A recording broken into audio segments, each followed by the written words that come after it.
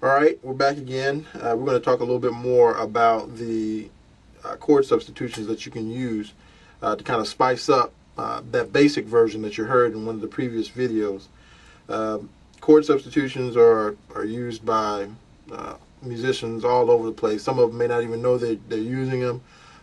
Some, they know exactly what they're doing, and that's great because what that allows you to do is to understand the difference between a basic version of the way you play something as it relates to just the basic chord progression, and then the variations dealing with chord substitutions that you can add into it.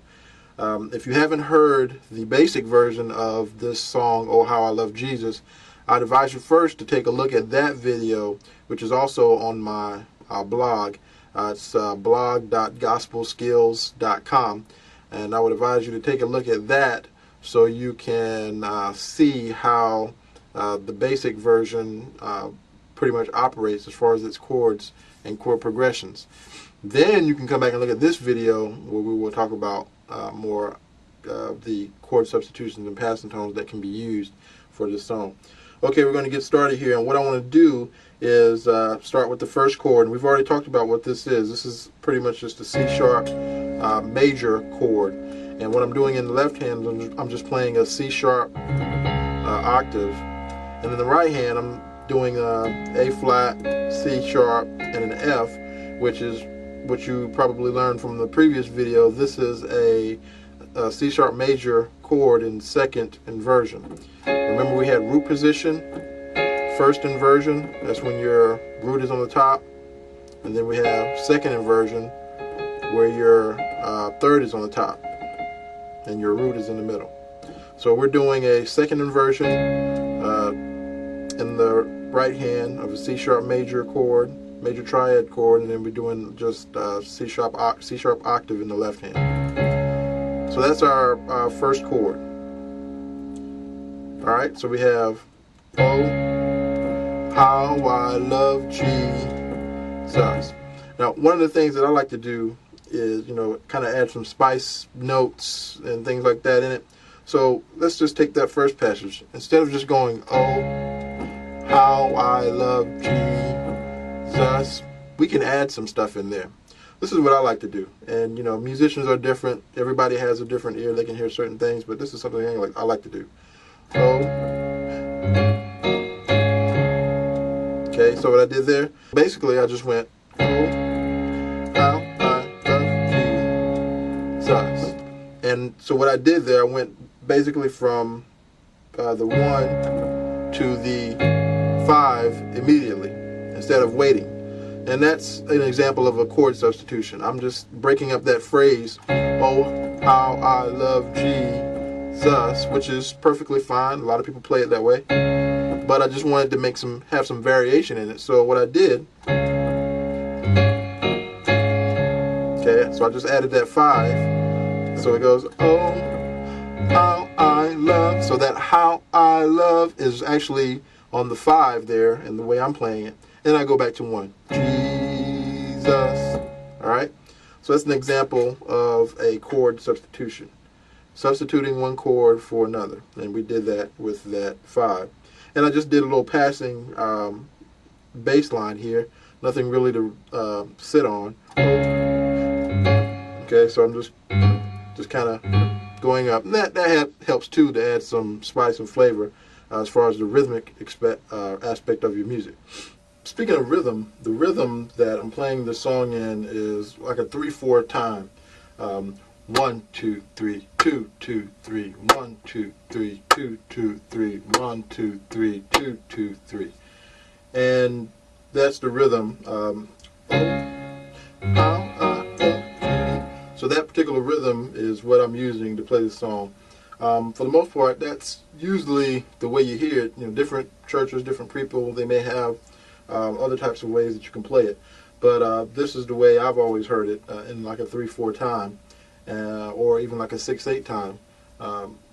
Some people will do it that way as well. With rhythm, there's all kinds of rhythms that you're going to be experienced or exposed to as you continue to play. One being, like a Latin rhythm.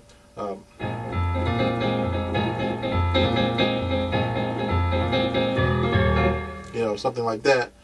Also, you'd be, the swing rhythms, shuffle rhythms, especially when you do like, your praise and worship type music. It's important to, go ahead and get these rhythms, in your head. And, you may find ways and opportunities to, use them as you continue to play. All right, getting back to the song, we talked about that one substitution.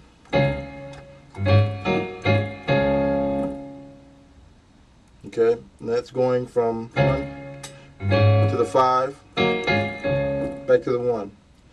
Now, let's talk about another substitution. Playing that, I love Jesus. Now, I could re-emphasize this C-sharp major chord here, but I want to do something different. What if I do, oh, how I love Jesus. Okay, and what I did there, I played this chord. This chord is called, or what's called, a half diminished chord, and I'm using it basically as a passing chord to my 5.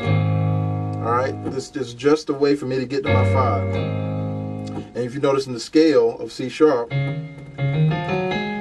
there's no G, but I can use a passing tone. And a passing tone is a note that is usually not within the scale, and it's usually a half step above or below the actual note that you're trying to get to.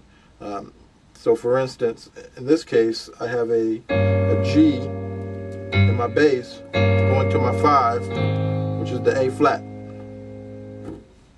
Oh, how I love Jesus. Okay, this is that G minor 7 flat 5, or G half diminished, and then to my 5. All right, so that's how that works. All right, so moving on, let's start off on that passing chord. 5. All right, and what I did here, I started 5, 4, 3, and back to 5. All right. So I'm back at my 5.